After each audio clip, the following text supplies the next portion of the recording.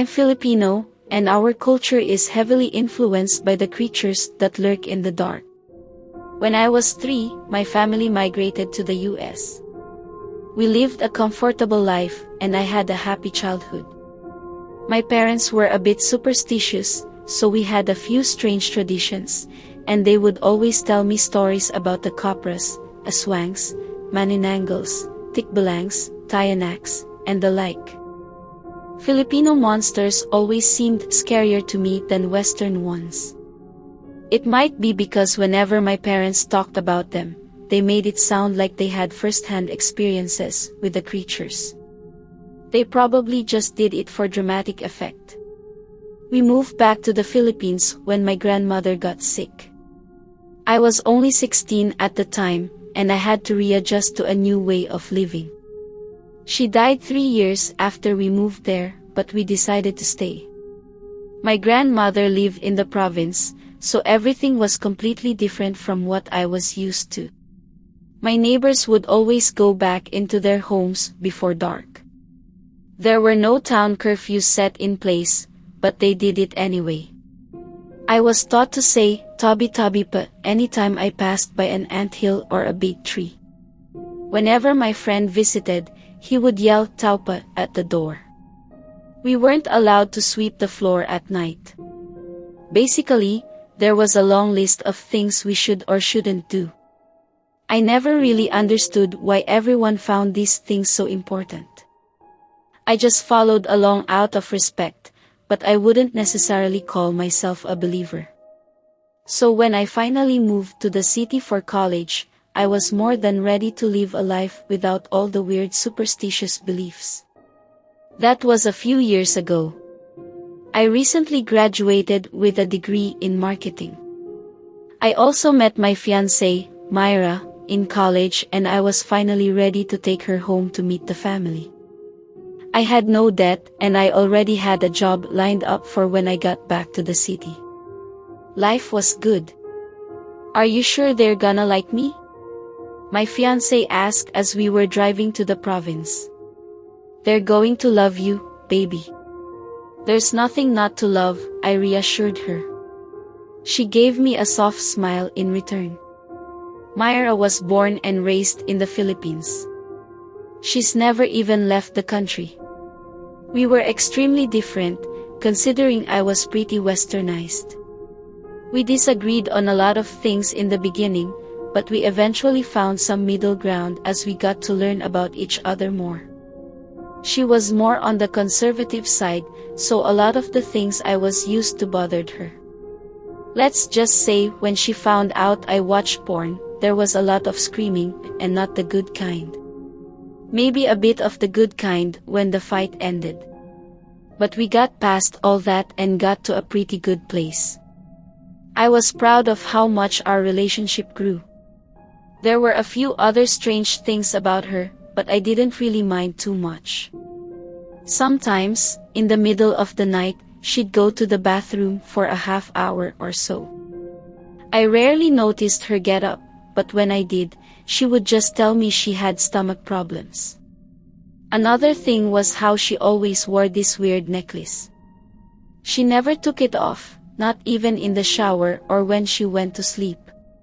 But those were just little things I eventually got over. "We're here," I said as I parked the car.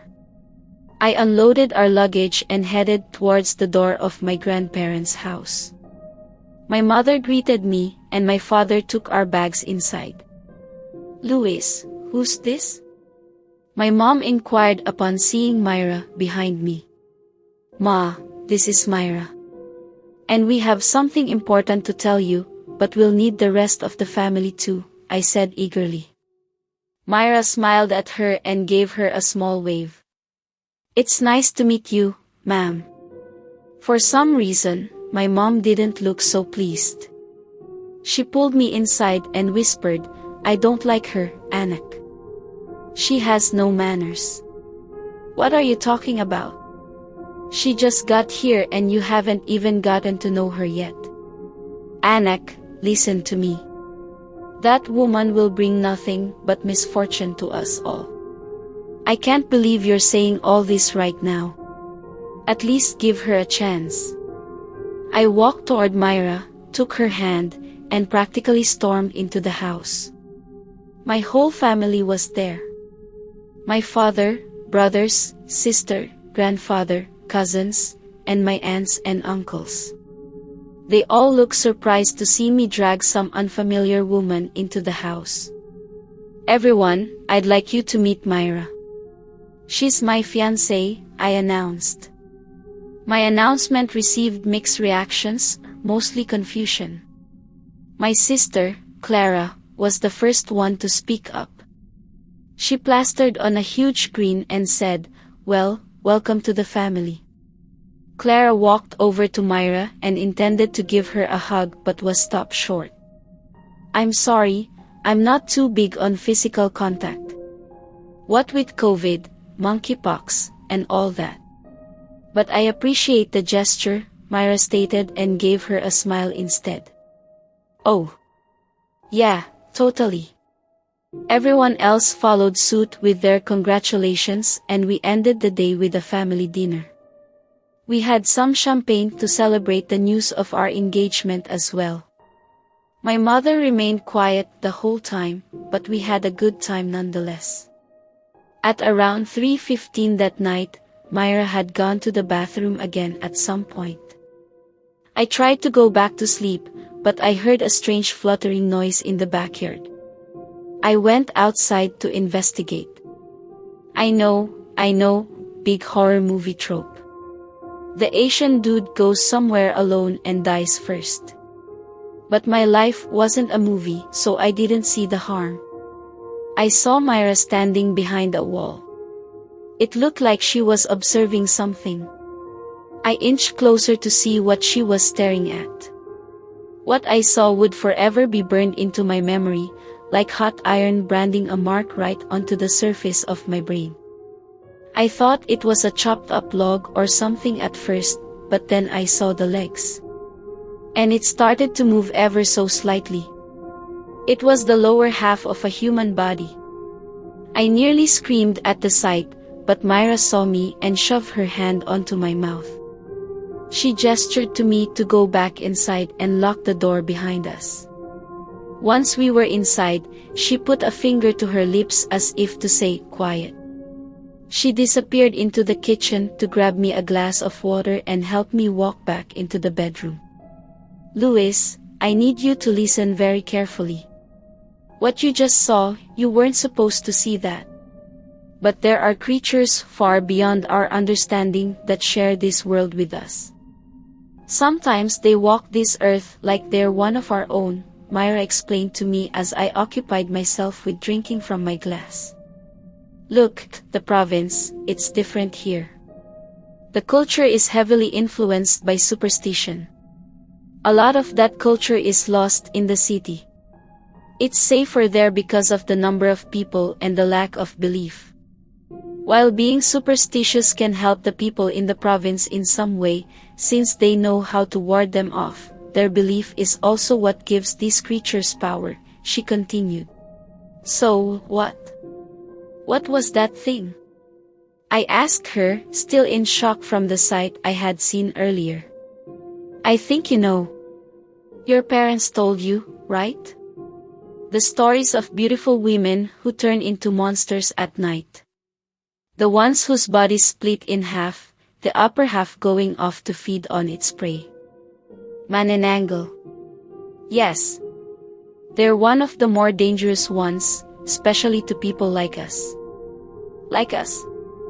We're about to be newlyweds. They usually feed on pregnant women and newlyweds, but they're not limited to that. Sometimes it could just be someone who fell asleep with their window open. Why newlyweds? Pregnant women make more sense, I guess. I know monsters tend to like fetuses. I'm not sure. There are a lot of different iterations. One of the more popular ones states that they were left at the altar, so they seek out new grooms or grooms-to-be. I think that's why your mother wasn't too keen on the idea of us getting married. She knows who the Manananggal is. Probably trying to protect it.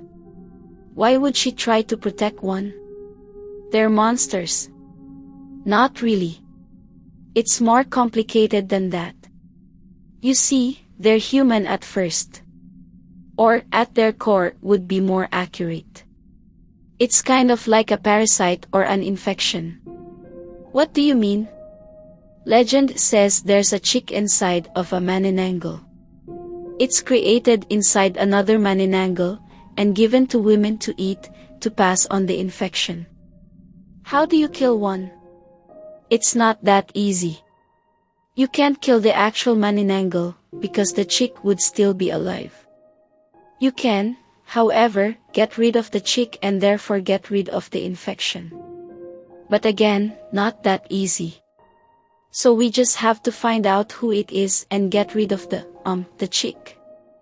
If it's someone your mother knows, then she probably knows this method, but hasn't been able to execute it. You have to catch the upper half of the maninangle, tie it upside down to a tree, and make it vomit out the chick. I can see why she hasn't been able to do it yet. But with the proper help and materials, she can probably pull it off. Do you have the proper materials? Well, not yet, but I can gather them. I'll need help from an albulario and maybe 2 other people. I had a difficult time processing all this information. Honestly, I couldn't even believe I was having this conversation. I thought I would just wake up the next day and this would have all just been some terrible nightmare. But it wasn't. The next day, right after breakfast, Myra was asking around about an albulario, some sort of witch doctor who practices folk healing. My mom was still avoiding me. I almost wanted to go right up to her face and tell her that I knew her secret. But Myra told me I should hold off on telling my mom until she's fixed the problem. I know that my mother was just trying to protect me, but I couldn't get over the fact she was also trying to protect this thing. By midnight, we were staking out in a little shed we had in the backyard to reveal the identity of the maninangle. I thought I was shocked the first time, but to say I was unprepared for what I saw tonight would be an understatement. Who is that? Do you know her? Myra asked me. Yes. It's my grandmother.